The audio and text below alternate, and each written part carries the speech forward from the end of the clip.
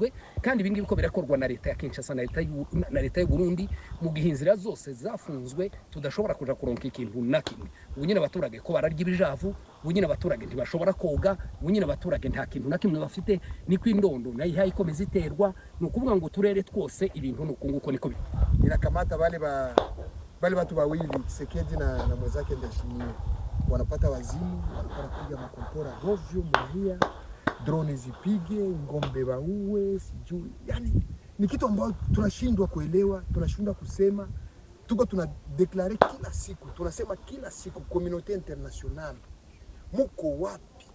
Au juste muko wapi kukuja kusovera hii neno? Ni wakongomani kama wakongomani wengine.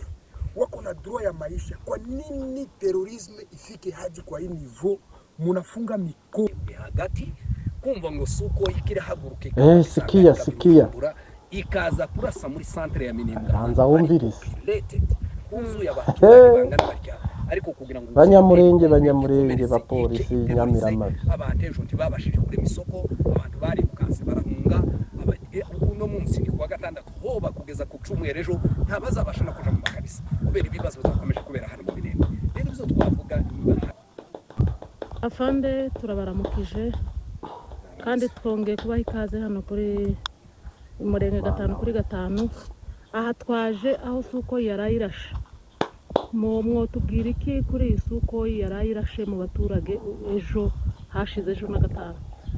Turabasuje mwebwe mwese abadukurikira kuri Umurenge 5/5, mukomeze mudukurikira. Umurenge 5/5 yongeye gufungura nyuma y'ibibazo twahuye navyo zo gutakaza umunyamakuru wacu twakundaga wakoraga neza nk'umuprofessionnel, ariko nubwo ibyo byose byabaye akazi ntikagomba guhagarara. Turakomeje rero kugira ngo tubwire abantu, reka tubanze duheza abaturage ba Minembwe pole cyane ku bibazo bakomeje guhura nabyo zo kuraswa umunsi ku wundi.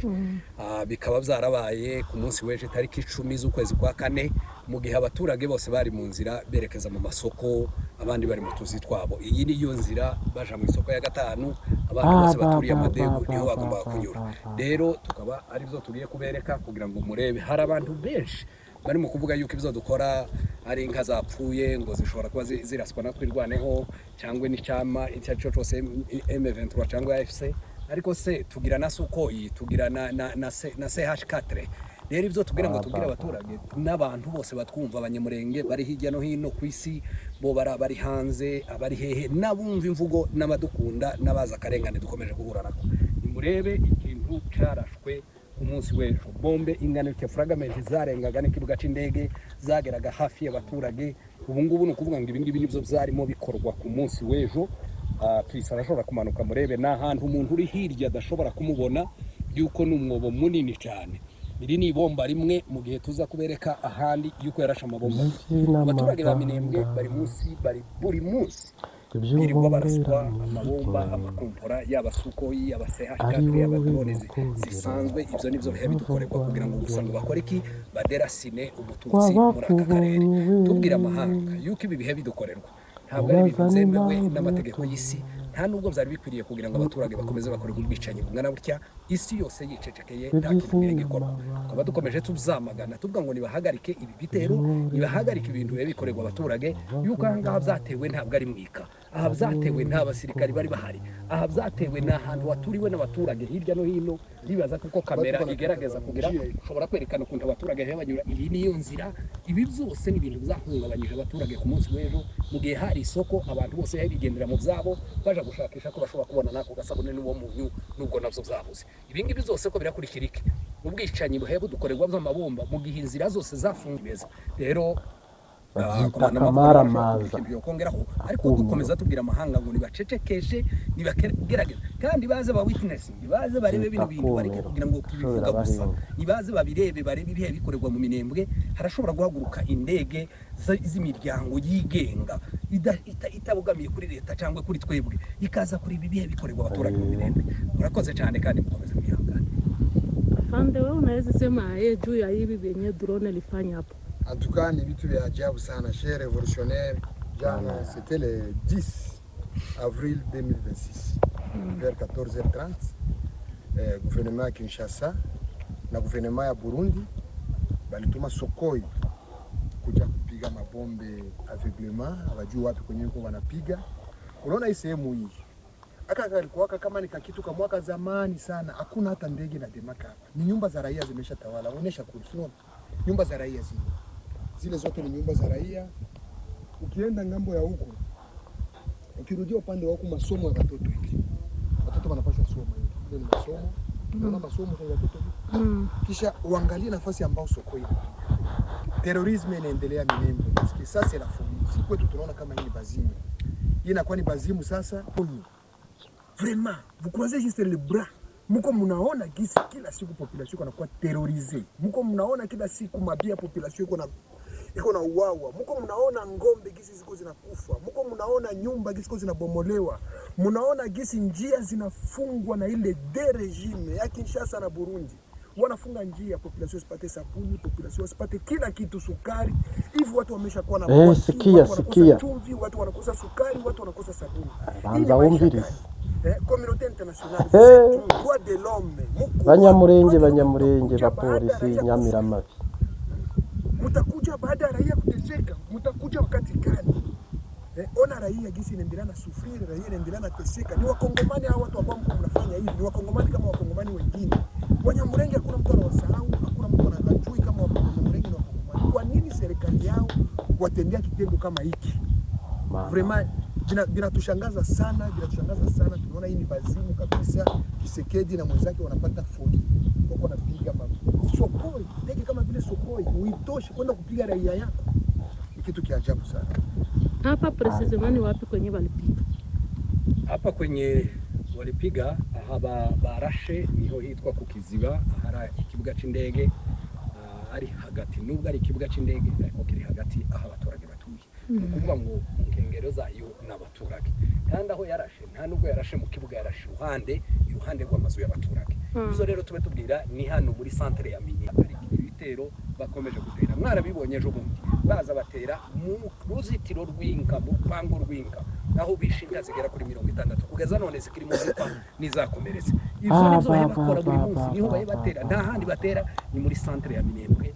Mwabonye ko barashe radio, izi ni inshuro 3 bamaze kuyirasa hano ku kibuga, hamaze kuraswa inshuro zigera kuri 5 zose ziguma kuraswa muri centre ya Minembwe. Nta hantu na hamwe badatera, batera amazu y'abaturage, batera amakilinike, batera amakanisa. Mwarabibonye kanisa ry'Irundu hari hakurya.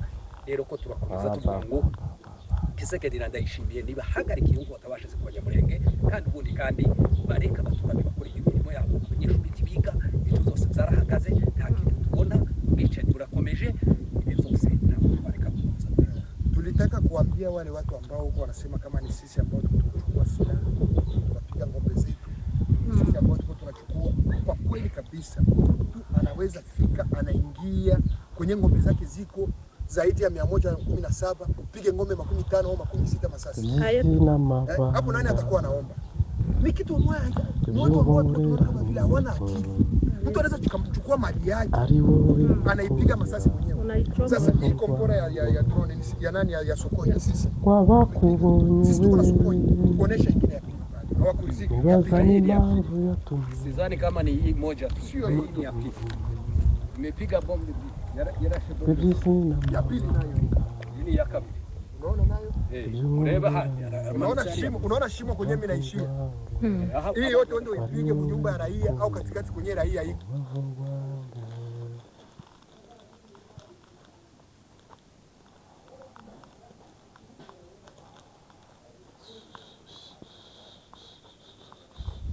Unataka wale raia wa mama saizi mimba zimetoka, wazee saizi wamekufa. Kama mnataka tuwabebe hospitali kwenyewe hakuna dawa. Kwa mama saizi benye walikuwa na mamimba Takamara maza avortement ziko mwili, mimba zinatoka bote saizi karibu bana zitakumiro kashobera bahinga.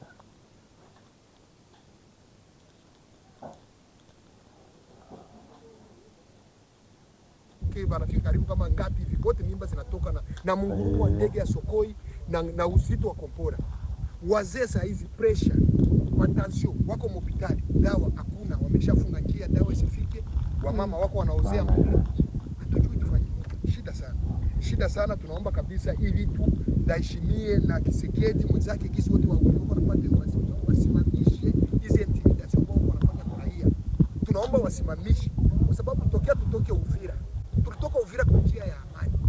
Hatukutoka Uvira kusema kama adui ametuzidi nguvu ama adui ametupiga. Tumetoka Uvira kwa kutafuta amani, twende tukae chini tuzungumuze.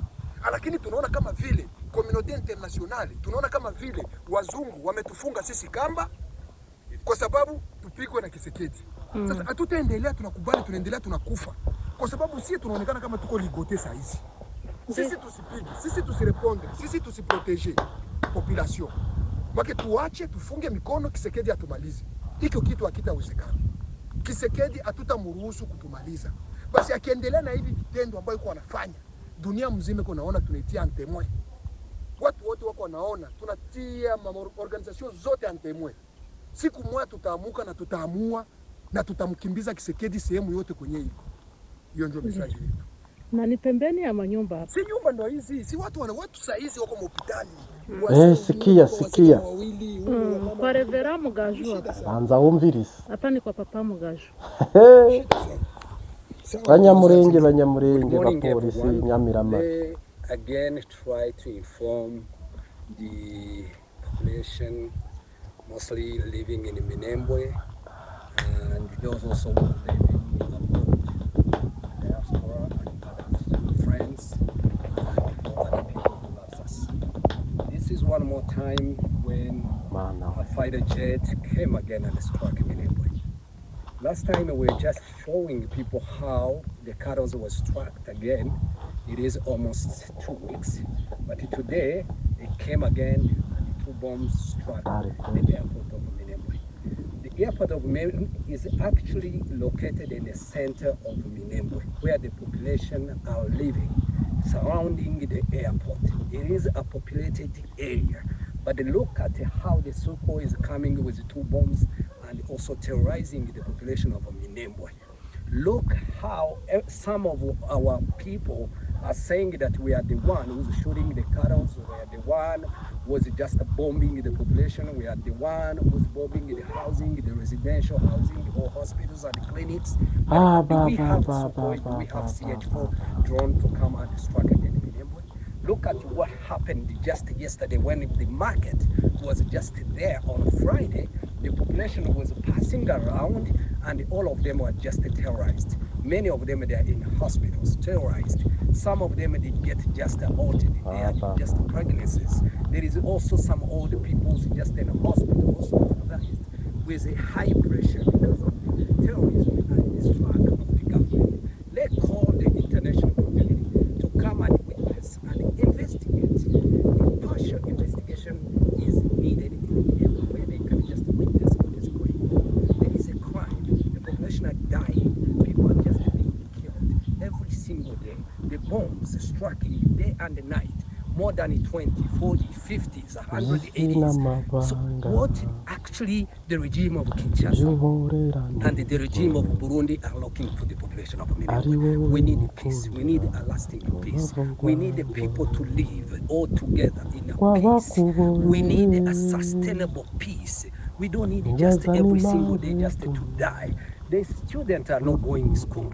The hospitals, there is no medication. All the ways to go just to get their staffs are blocked. So what do you want for the population of Minembwe? This is the continuing crime that is being perpetrated by the government of Congo and the government of Burundi. We need the international community to stand and to stop and to tell the government of Burundi and Rwanda to stop, the government of Burundi and Kinshasa to stop the killings in the Minembwe population.